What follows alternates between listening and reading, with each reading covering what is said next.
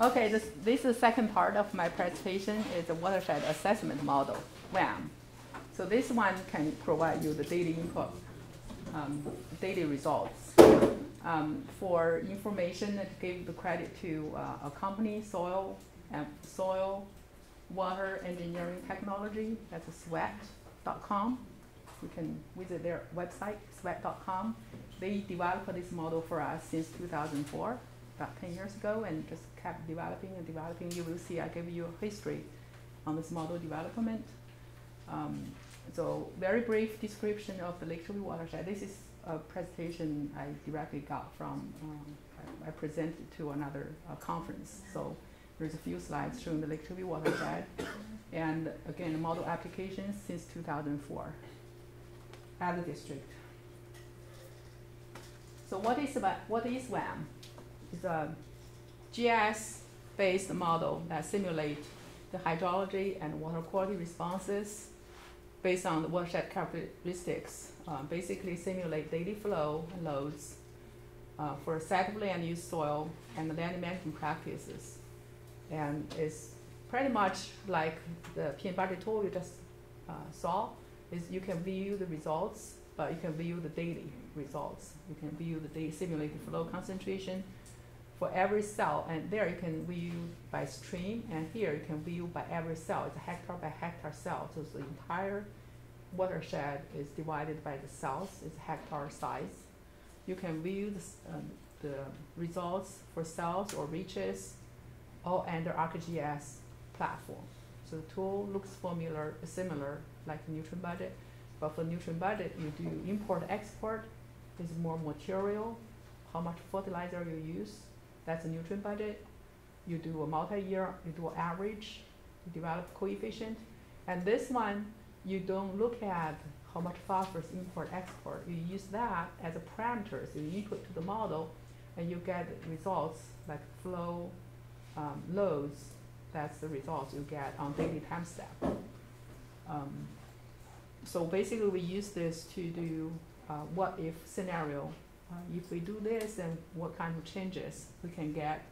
We also can put the stormwater treatment area as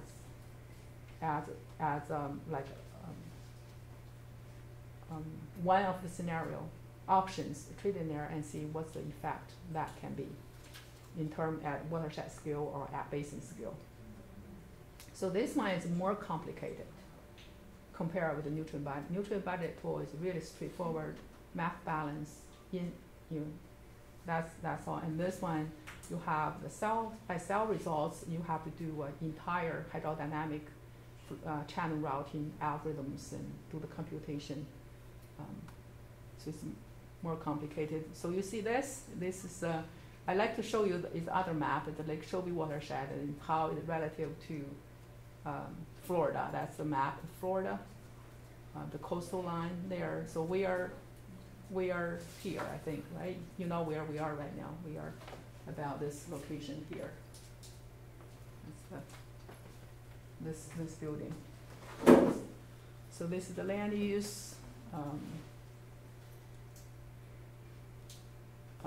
Here, the agriculture, I put all the agriculture in one. It's about 50%. So basically, you have the improved, unimproved, and all the agriculture. If you look at land use code, they have 1,000 is all urban. So that's the urban is 11%, and agriculture is 2,000, and that's 50%. And they have all the natural land. So this is WAM, the flow, the components, and modeling process. So all the graphic that's a pink is a graphical user interface. You can set up a model. You can do a scenario manager, and you can manage your scenario and execute the model. So that's the graphical, all through graphical user interface. And the gray area is a data set. So you have the data, you have parameters all stored in this in tables. Your GIS data set, that's the first box. You have GIS data set, you got table data sets. And over here, you have each unique cell, you have the cell characteristics, where the cell located, and you have the distance grids, you have parameter files, and a rich network. And this is output. The gray area, The last gray box, that's outputs. So you have the outputs for each day results or day files. You have outputs results for flow for each cell. You've got the time series of flow and loads for each reach. So that's output cell. And here there's a two engine. We call it engine. One is box shell, one is blast route. So the box shell, that's the two computational model. The box shell is more for unique cell field scale model simulation. And compared with blast route is a hydrodynamic routing. It's route flow and loads through the reach network. So basically you have an interface. That's a pink. You have a data stored in ArcGIS database. And you have one engines. You have this box shell and blast route. That's a component flow chart. And for each unique cell, basically you have land use, soils, and rainfall, and wastewater zone, and you overlay this layer, you get unique cell. So unique cell combination is just the same land use types, same land use, soil types. It's all same. That's a unique cell. This unique cell can locate in different area as long as it's unique. You just run this one time, and if the other cell has the same unique cell combination, you just use that results. You don't need to rerun. So just a unique cell concept. And this is the, once you get this unique cell, you run through the box shell. In box shell, we have different models. Got three special models. One is gleams. Gleams is groundwater loading effect. Anyone know gleams, by the way? No? It's creams? No? I think it stands for groundwater loading effect. I think the A is agriculture models, something, I don't, but basically it's agriculture. It's simulated for agriculture land use with groundwater loading effect. We have EA mod. I know this one is EA, it's Everglades Agriculture Area model. So that's EA mod. That's another different model. That's another special. It's a urban or it's a wetlands. So it's using the special model. Basically, it depends on what type of model, what type of situation, the unique cell situation. Please choose one of those models. So it depends on that land use types, depends on that soil condition, that unique cell. You go to a special model, and then you got, if you use gleams, then EA mod, you have post-processing, and then generate a data file. It's a source load generation unique cell. So for entire simulated area, you can generate many data files. They tell you its situation, it's a unique cell situation with a daily output. So that's a data file. It's all through box shell program. So that's another way to look at this. Is you have a cell, then you look at start selection, you look at land use and soil code, and it is a special case or it's not a special case, and yes or no, you select which model you choose, and then you finally get one of those data file output. So this is another way to look at this.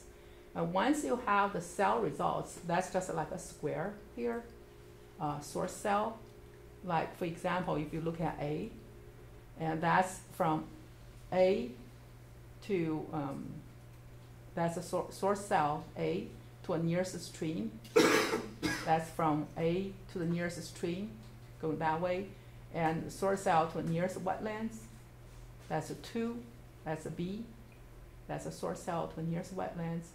And that's a 3 is source cell to a nearest depression. That's the 3. And then 4 is reserved for future use, and 5 is wetlands to a nearest stream. You see 5, that's wetlands to a nearest stream. And 6 is depression to a nearest stream, a different type of routing.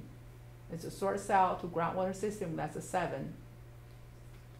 So basically, you can the surface flow. If you look at the C, the cell C, then the surface going to that direction, going to one direction, and the groundwater flow going to the other direction. So if you look at 1 and the 7, the square 1 and 7 are going to different direction, even it's same source cell. So basically, each source cell you go into depends on what type of direction is surface or ground. You can go to different direction, and also you have different types. So 1 through 7. Again, 4 is reserved for future use. So now we haven't used 4. So basically, you got 6 types. So that's how the from that source cell route to the stream. And once you reach to the stream, so you have different routing programs and going to the nearby lake. So that's the way you got different. You got the topo, got reach, got basin, got wetlands, and then tell you distance grade and what type of distance, route distance. And then this is just, again, we have those watershed assessment model toolbar in ad district that we can check on this toolbar, and then we can have this, click on this tool. See the toolbar here, we have this selection watershed assessment model. We just have this, and then we got this toolbar. This is the watershed assessment model looks like. You can have we have the table of content that's on this box, table of content here, basically what's ever in that map. And then we have scenario manager that's on the top small box. We have the feature property editor. We have the other property editor. And the very bottom, that's a toolbar. You can dock anywhere you want to. That's a WAM toolbar. It's very similar like the nutrient budget, but it's just have more selections with the toolbar.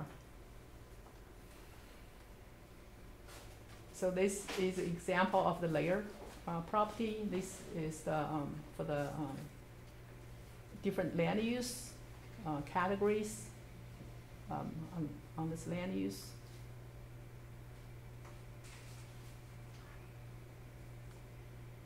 And this is for the soil types. I think we have like 100 type of soil types, and each one with the soil parameter files linked to these soil types. These are the example of the parameter files. Each soil types, you have parameter files with the initial condition, got the very basic condition here, got phosphorus and nitrogen. This is the phosphorus parameters. They also got the nitrogen parameters. So those are the parameters. We also have a BMP, the best management practice adjustment. If you have what type of BMPs, what type of land use, you do all this through the box shell. That's the cell results. And this gave you yes or no. You apply BMP factors is surface runoff, groundwater, and this is kind of complicated package. But this one gave you actual parameters that can be adjusted. And there is the chart, and this is actual depend on land use and what kind of parameters you use for the BMPs. And this is a scenario manager. On the top of the small box, I've got a scenario manager. This one is more similar like nutrient budget for the plants, so we call it scenario manager here. Existing project, it's not the existing project, and then you start a new project. If it's an existing project, you have existing scenario, or you create a new scenario. So one project can have many scenarios. So if we have one project for one area, you can create 5 or more, whatever scenario you want to have. The scenario can be just like a BMP change, or you place a STA, or you do something else. So you just change a little bit of things, so you get a new scenario. But it's all under one project. So that's called a table. So that's a scenario manager here. And this is output. One side is land use, one side is phosphorus in discharge. So this is, again, when you see this map, this is like long-term average, like can be 30 years average, can be 20 years average, depends on your simulation period. But you do have option to view the time series plots. I will show you that. But here is just the average of land use, average of phosphorus condition. Yeah, this table is also very similar. This is, again, this is the average table outputs. You can, on this table output, you can select a basin. Like here, you can select a basin. This is the smallest basin. You can view phosphorus. You can do land use. See, land use, legend field. Basically, you have all this and compare. Yeah, you can have a legend, show the legend field in here. You can select whatever you want to create. You can just click that button so you create results. You can also print results. Here, this is the plots, time series plots. You can specify how far you want to plot, like over there, the dates. This is from 98 to 2007, like 10 years. You can plot even 30 years. And frequency, I think it's daily. You may be able to select monthly results, but the smallest one you can do is daily. And for the reach, you can do up or reach end, the beginning reach or end reach, and you can which scenario you want to print. So basically give you a lot of options, not like the nutrient budget tool, you only get one shot, that's all. You don't have this selection bar, and this one you have more selections you can play with and generate results. It's monitored and simulated results. If you're not happy with this, then you go to your scenario manager, you change something and you adjust, you come here and view. So basically you can do model calibration just through this tool. You can just create different scenarios and plot results. So for calibration results, we did for 1995 to 2007, run for that, and you discard the first 3 years because we have a lot of soil parameters. We have the initial, it's not measured. Basically, you put something in there, but it takes a few more years to get the right number. So we discard the results for the first 4 years, like 95 through 98, and then we use 99 to 2007 results as the calibration results. For calibration, first you have to look at the rainfall. Even you have measured data, but sometimes the rainfall data from one location, even they are 2 miles apart, their results may be like 10 inches or 20% higher or lower from one station to another. Sometimes it's right, sometimes maybe there is some instrumentation failure and we don't know for a period of record. So you have to really plot the rainfall, make sure the rainfall data is a driver. If that data is not right, then the results is very hard to match. So you have to do a rainfall verification, you do an ET irrigation verification, and look at the deep seepage and light seepage, and make sure all this, your input is correct, and then you can do calibration verification. So I like to emphasize on that. You know, when I work on my master or PhD thesis, I just assume everything I got is correct, which that's not the case actually. So you have to review your input data and do some plots in the beginning and make sure those inputs are correct. So that's basically, if it is a hydrological model, so the rainfall is really the number one, and then you got ET, and then you got the deep seepage, dike seepage, and make sure all this number makes sense, and then you put in your model and generate output. And then for calibration, you can adjust land use characteristics, you can adjust some soil parameters, you can adjust the simulation coefficients, and then you adjust after that. But you have to make your hydrology correct at first. So that's calibration. So this is the rainfall. So those are the stations we used. You look at if there's any outliers. Look at the rainfall station, different years, you see there is a station one station can give you 90 inches over there. The highest like 95 and the lowest is 45 something, one station. And if one station gave you constant high rainfall, you have to really examine that station carefully, more carefully with that. If that is true, or it's just different instrumentation that need calibration of that instrumentation. So basically you do a plot on the rainfall and make sure your data is correct. And then look at the seepage adjustment. When you do model calibration, you calibrate hydrology first and make sure the hydrology match before you do water quality. So if the hydrology, look at the seepage, you need to adjust and make sure you match with the surface hydrology.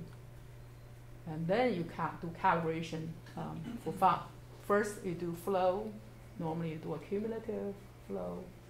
Make sure those years 1999 to 2007 and cumulative flow is correct. You can do the time steps too.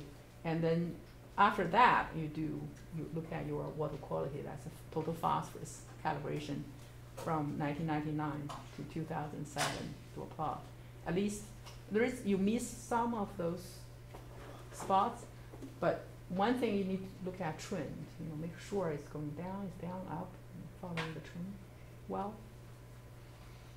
And this is for the one here is at really higher concentration. If you look at this, the concentration is around 0.5 ppm parts per million. So it's per billion is 500 parts per billion. So that's for S191 basin.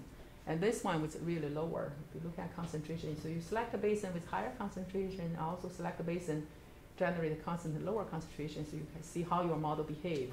Simulate higher concentration well, and as well as simulate lower concentration, how that responds. You see this one is around 150 parts per billion. That's Arcabaco Creek. And Ready Creek, again, is also low. It's around 100 parts per billion. So it gave you a different range, calibration, and verification with different phosphorus and make sure the model behaves. This is the results. We asked the consultant, the SWAT,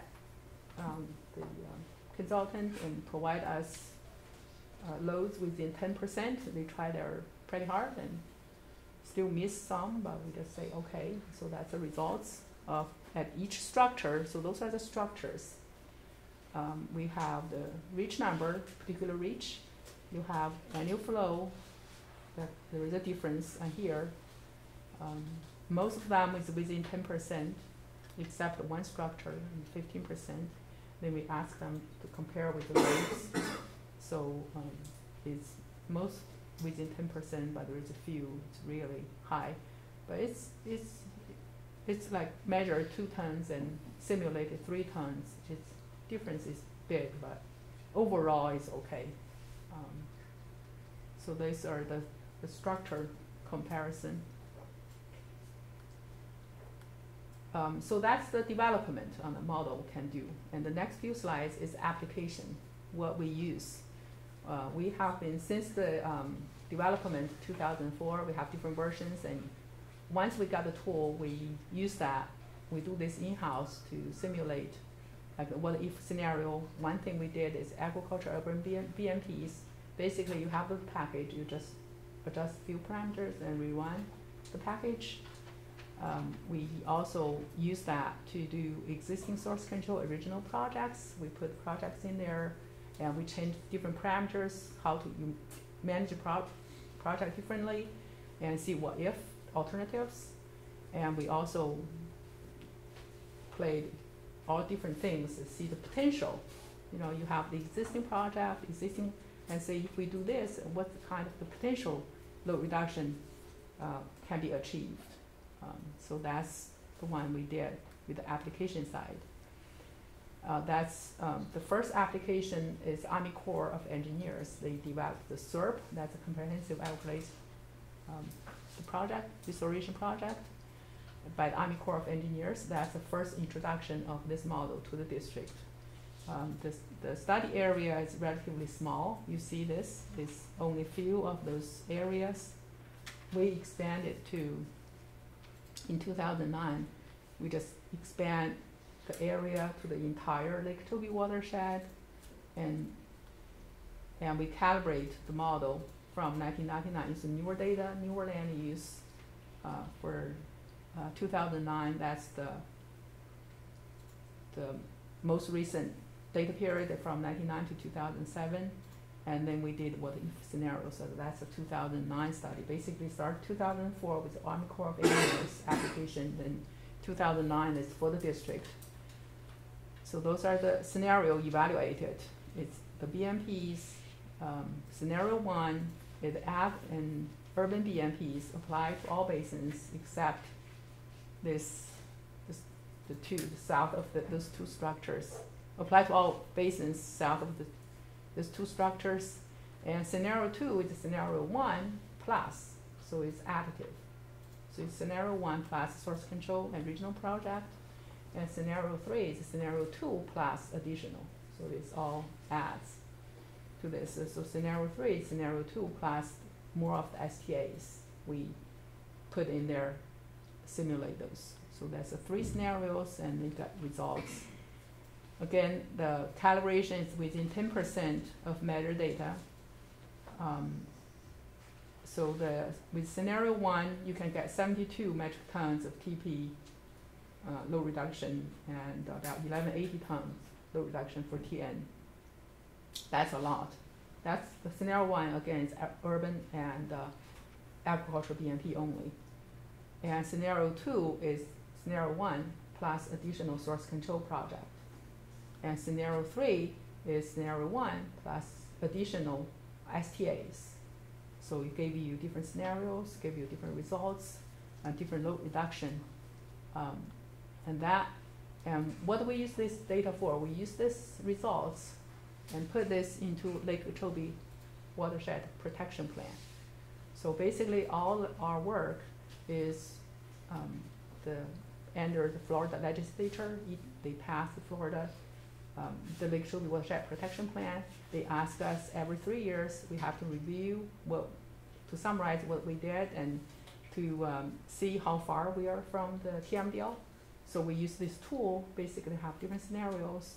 We have this tool, we have the baseline, is 539 metric tons, and then we use this tool to analyze and how much phosphorus that each project can be achieved with the load reduction. Basically the first two, like agricultural BMPs and watershed phosphorus source control, those are simulated by WAM. And then we have different projects, and then those are all under current activities. We can reduce phosphorus by 128 metric tons. And so you just subtract the 540 from 130, and that's the remaining loads that we need to deal with. So that's application. Another application is in Buck Island Ranch. So the management want to have an answer, like if we want to reduce phosphorus loads from that ranch, this is a smaller scale, by 20%, and how much water that we need to detain on site. So that's another application there. Basically, you get the land use drainage information, you set up the model for a particular ranch, and then you calibrate based on that site-specific information, and then you change the detention depth and see what kind of detention depth you need to do to achieve 20% load reduction. So it's opposite than with what we did before. We did before is what if we do this and how much phosphorus load reduction can be achieved. Right now we have a goal of 20%, and then you come back and see what kind of BMPs or detention you need to do to achieve this goal. So it's just opposite way to use the model. So what we did, this is the Buck Island Ranch, and this is the map over there, the watershed, the ranch is the red area. It's really a small ranch. This is the land use. And here, those are the canals. The blue are the hydrology. Again, compared with the Lake Okeechobee watershed, the Buck Island Range is really small, that the red area. In terms of land use, we have about eight types only for the ranch. So it's small. If you look at scale, it's 1 kilometer. So this is only like 5 kilometer, maybe 10 kilometer, other direction. The small ranch, it's 4,200 hectares. Study area, entire ranch is 4,200 hectares, and study area is you see that, not including the area here. It's 3,295 hectares, the land use, and 3 soil types, 5 major land use and 3 soil types. So basically you, using that WAM package, you can select the area and you set up. There's 47 subbasins and 167 reach. There's a 2 rainfall station, and there is a boundary condition. There's a cell is 100 feet by 100 feet. So this is basically the cells, the subbasin. You can see the subbasin, see the reach, each reach with a number system, the reach network. So for, we have few monitoring stations for the in-pool pastures. The average concentration is 452 ppb, and for the in-pool pasture it's 82 ppb. The calibration period is 2003 to 2005, and the depth that we simulated is 1/4 inch and 1/2 inch. So this is the calibration for one reach. That's a reach number 68. There's 1 station there. It's an in-pool pasture. So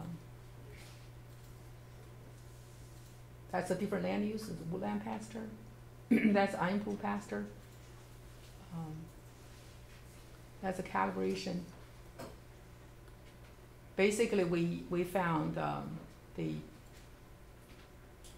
detention depth there is anywhere we range 1/4 to 1/2 inch can achieve. There is a percentage like 16, I can give you a 23, whatever. Basically, as long as it's within this 1/4 and 1/2 inch, can provide you a 20% load reduction.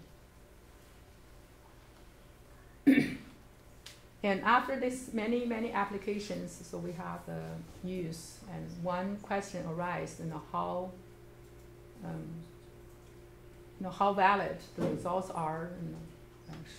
The work was done by a consulting, the Del Botcher. He was professor at University of Florida, and later on he started his own practice. And the work have not been like peer review published. It's basically developed for our usage. And some people just question, you do this work and related to the Florida legislature, you use this to develop plans, and how valid, how good the model is. So we hired, in 2009, we hired 5 professors all over the country, different universities, 5 professors, and have them did a peer review. That's a 2009 peer review, and have them recommend what the model can be used for, and the limitation and the improvements that need to be made. So they gave us a recommendation here. Basically, they said the model can be used. Exactly what we did is to determine the relative impact of alternative land use and development scenarios. That's basically we have been used for since 2004. It says that's basically what we did is within the limitation of the model, we can determine the relative impact. Relative means you compare scenarios. You have scenario 1 calibrated, and then you have different scenarios, and you compare relative impact on BMPs and non-point source load. If you do TMDL, the total maximum daily load, that's a TMDL, you have to focus on relative compare between scenarios. You don't look at absolute number. They said for quantitative applications, like you do a TMDL to a standard, you have to do a sensitivity analysis and certainty analysis to have margin of safety attached with absolute number. So basically they said the model documentation needs to be improved, and we need to do a sensitivity and certainty analysis. That's the model, that's the recommendation. So to address this need, and we did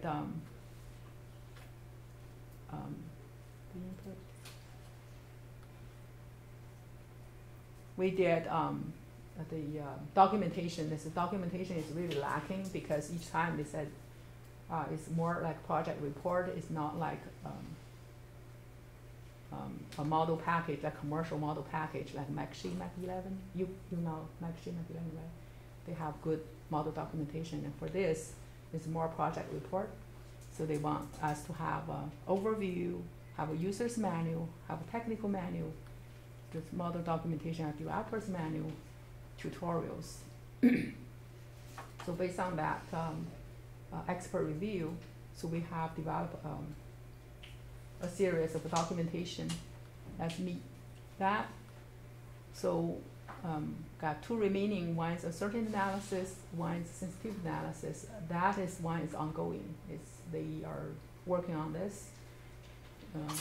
Recalibration, sensitivity, and certain analysis will be completed next year. So hopefully I will have some results to talk about for the next group of students here next year.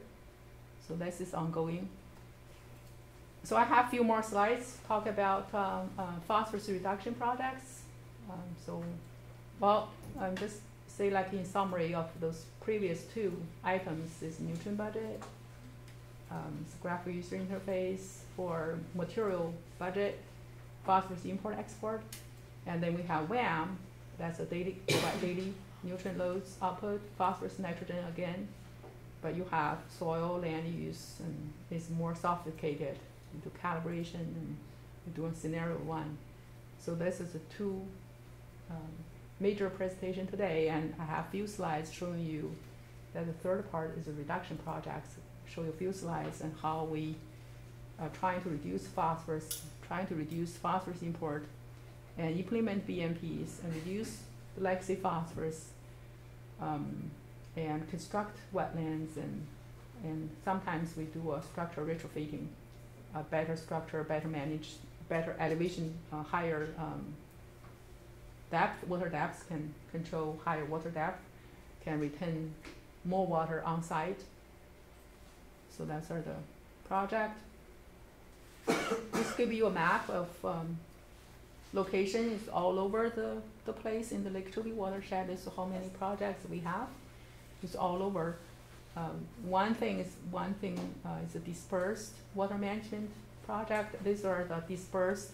It's just all over the place. It's all site trying to maintain water on site with a riser, with a culvert, put a gate in there. So those are dispersed, and other regional projects. So those are the Taylor Creek stormwater treatment area. It's about 100 acres. It's really a small STA.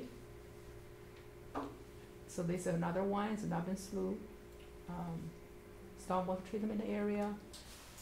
This is another dairy. Basically, I want to show you this is a chemical. There is a chemical building. You put a chemical injection.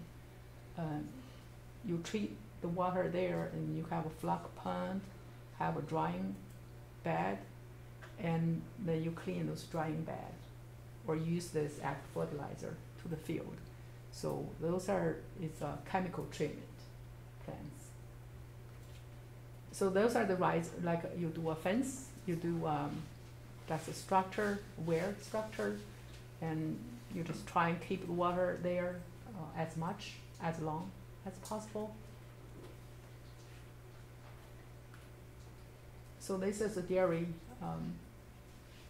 talk about the dairy BMPs. Those are dairy cows. You have cooling pounds, let the cows stay here. During the summer, it's very, very hot. You have the shade, you have water in there, and they clean this site regularly and put this manure into a location that you can use wherever the crop need use the cooling pound. So this is a rehydration project. During the past, there was wetlands. You drain the wetlands and trying those for agricultural land use, like have the cow use those pastures. And then if we block some of those area, you just keep the wetland rehydration project, and you don't have the cow access, you can do a fence, and then you can improve the water quality there. Basically, just keep the water on site as long as much as possible. So that strategies, just source control, you control phosphorus on site with all the structures and detention, retention, and the BMPs and wetland restoration and STAs. Advanced treatment technology right now is more chemical treatment we use. Featured challenges, again, with anything, this Lake Okeechobee watershed is huge, and it's high cost to get the lands and high cost to treat and store water, and uncertainty with technology like chemical treatment is reduce phosphorus really to a very low, but you have to buy the chemical, and also with the residues, you have to treat the residue and funding. So basically that's all. I just have a few questions, and basically help us to review and see if we can answer all the questions. How many major issues for the lake? Do you remember from Tom's presentation, from mine? Remember how many issues we have? Three, yes. Good. Three. What are the three issues, remember? Nutrient loads. Yes. Changed hydrodynamics. And sedimentation. Yeah, exotic species. Oh, exactly. Yeah. Very good. That's a really good start. Like what are the major land use types in the Lake Okeechobee Canyon? Yeah, what? No, the specifics. Sugarcane. Yeah, sugarcane is one. Yeah, it's on the lower, right, in the south side of the basin. Citrus, that's another one. Yes. What else? Got citrus, got sugarcane. Those are all the fruits. Dairy farms. Yeah, dairy farms is not that big area, but it's high phosphorus load from those dairy farms. Yeah, improved pastures, all kinds of pastures, improved and improved. Actually, those are the pastures is about like 35%. Overall agriculture is 50%, is all agriculture. So of course we have urban, but it's less than 10% of urban. So those are the major land uses in the. So what tools do we use to identify phosphorus sources? Remember the tools, I spent about like 45 minutes or 15 minutes, the tool we call. It's PM budget, that's the tool I talked about the first half of the presentation. It's a budget, it does phosphorus import, export, the tools. With the PM budget tool, it was a P budget. Last version, I do a PN budget tool. So what type of map can be displayed? Remember, what types of maps? Input and export next to land use. Great. Basically, that's it. You can do a side by side. One side land use, another side is phosphorus or nitrogen, and give you different colors, and so you can identify hotspots. You can also link with the land use at different basins because we have different regions. Even same land use may have different colors because it's different region, different coefficients. Yeah, those are the maps. So what type of data are collected? types of data collect, like face-to-face interview, what kind of data we need to collect. Like the sheet, survey sheets, what kind of data in there. Harvest size.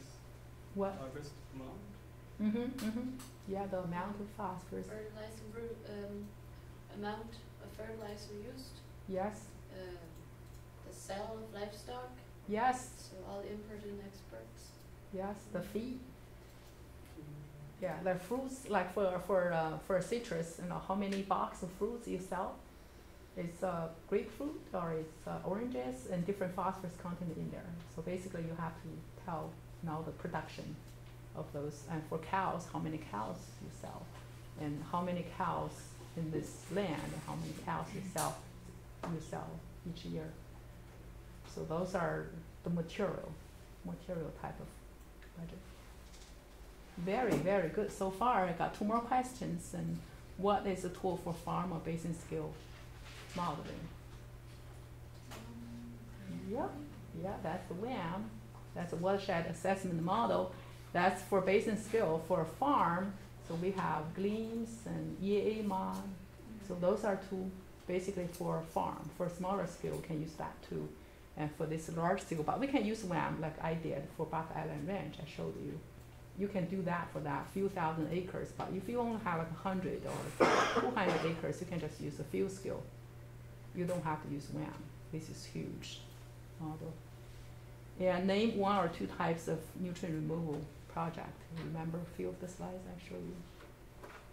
We have Wetlands areas. yeah, wetland rehydration. That's one type.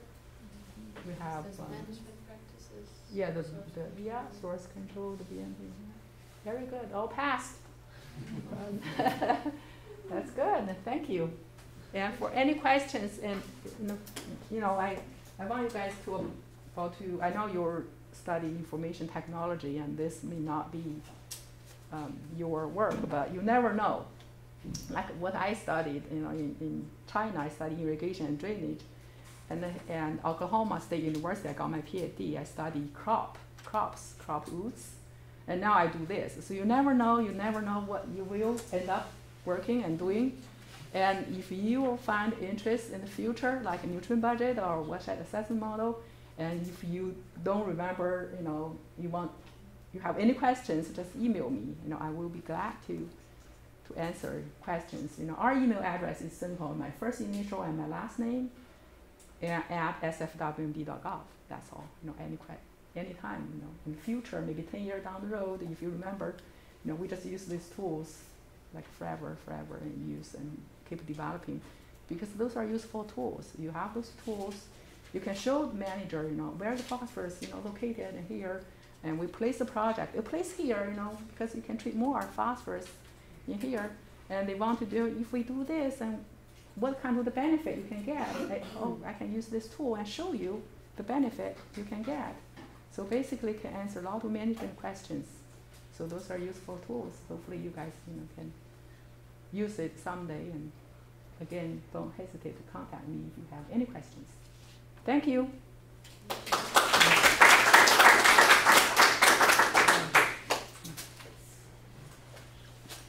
So any questions? If no questions, so that'll be all. Got 10 minutes before. Okay. I'd have some questions to the best management practices.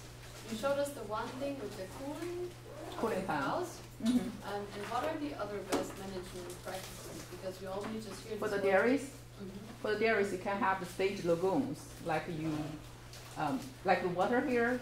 You discharge the water to a pond. Like stage 1, let the water settling there, and then you have stage 2 lagoons, and stage 3 possibly you just put water in different ponds, and after stage 3 you can use the water for irrigation. That's another BMP. Do they get money from the government for implementing these kind of best management practices? Yeah, we got cost share. Basically, they pay 75%. The range can be 50 to 75%, and the government got 25 to 50%. We call cost share programs, like for all the structures, we can help them to build. And for the lagoons, each stage, we can help them to build. But they have to contribute their own money too, because it's benefit for both. Like for example, you have the lagoons, they can irrigate with water and use less fertilizer and discharge less of phosphorus. So each, like for dairies, for pastures, we can give them money for fencing. Pastures, the cow, they walk around on the land, and we fence the waterways, along waterways. We put fence so the cow cannot directly access to those canals. They don't, deposit phosphorus there, and so that we can give them some money for those too. And SPAs, we also give money, and for the structures, we can give money. Basically, it's cost share program. It's very friendly here. Good. Any other questions? All right. So that's all. So Another it's question, sorry. oh, another question. Okay, sure. When it comes to these surveys, what is your experience? Are people mostly honest about their imports and exports?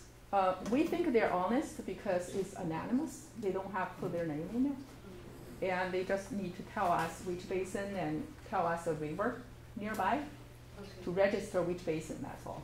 They don't need to say no. So that in that way, we hope it's honest answer. But we do review the results. We generally set parameters first, and then if we think this is really out of line, then we talk to the local expert and we adjust. So all those parameters you have the first set, they adjust it. That's in that slides. So I think I see a question from the back. There a question?